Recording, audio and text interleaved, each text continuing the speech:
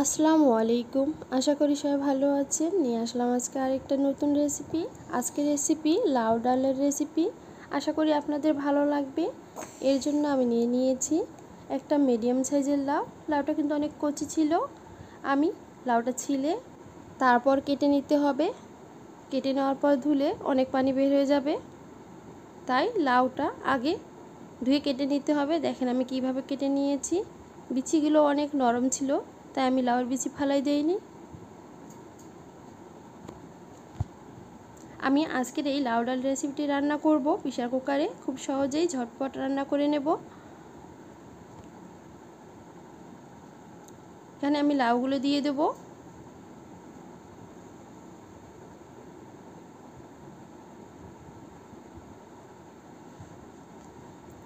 দুইশো গ্রাম মসুরের ডাল দিয়ে দেব। ডালটা আমি আগে থেকে ধুয়ে নিয়েছি।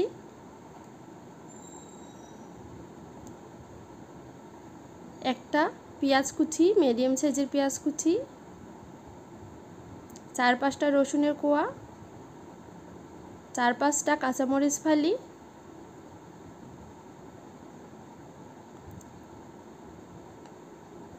হাফ চা চামচ আদা বাটা, হাফ চা চামচ রসুন বাটা, 2 টেবিল চামচ লবণ,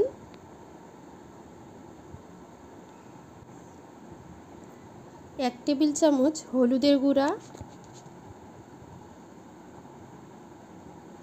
হাফ টেবিল চামচ ধনিয়া গুঁড়া, হাফ টেবিল চামচ জিরা গুঁড়া,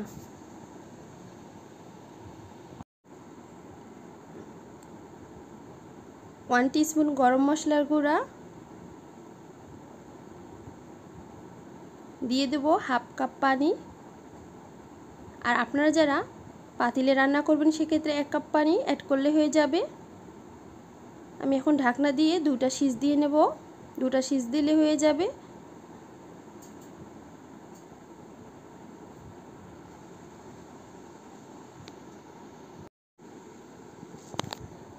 দুইটা সিজ দিয়ে নেব।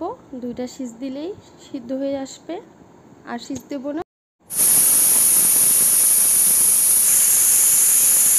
2টা সিজ দিয়ে নেব আমি।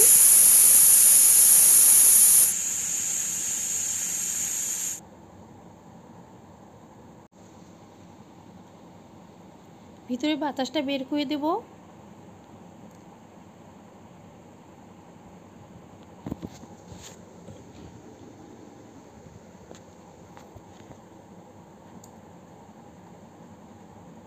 লাউ ডাল সবগুলোই সুন্দরভাবে সেদ্ধ হয়ে গিয়েছে।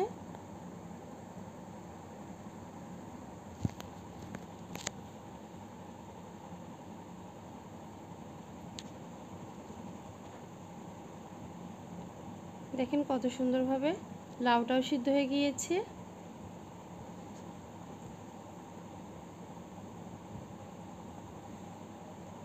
এখন 2 কাপ ঠান্ডা পানি অ্যাড করে দেব।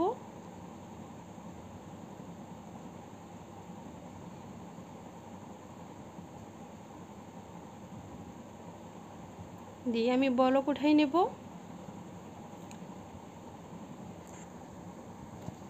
কিছুক্ষণ জাল দিয়ে নেব। যখন ডালটা বলক এসে যাবে তখন আমি ডালটা বাগার দিয়ে নেব। দেখেন বলক এসে গিয়েছে। আমি অন্য একটি কড়াই নিয়েছি। কড়াইটা গরম হয়ে আসলে দিয়ে দেব 4 টেবিল চামচ তেল। তেল গরম হয়ে আসলে দিয়ে দেব 2টা পেঁয়াজ কুচি, 1টা রসুন থেতো করে নিয়েছি, দিয়ে দেব। কিছুক্ষণ ভেজে নেব। যখন কালারটা একটু পরিবর্তন হয়ে আসবে তখন দিয়ে দেব ধনিয়া, কয়েকটা জিরা, আস্ত জিরা আর কয়েকটা কালো জিরা দিয়ে কিছুক্ষণ নেড়ে চেড়ে নেব। দেখেন কালারটা কী রকম এসেছে।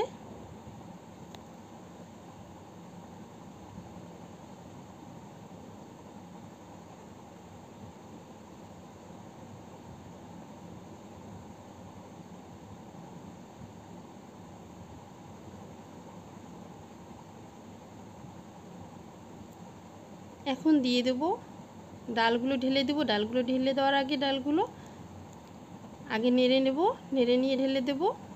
আমি আগে নেড়ে নিয়েছি ডালগুলো।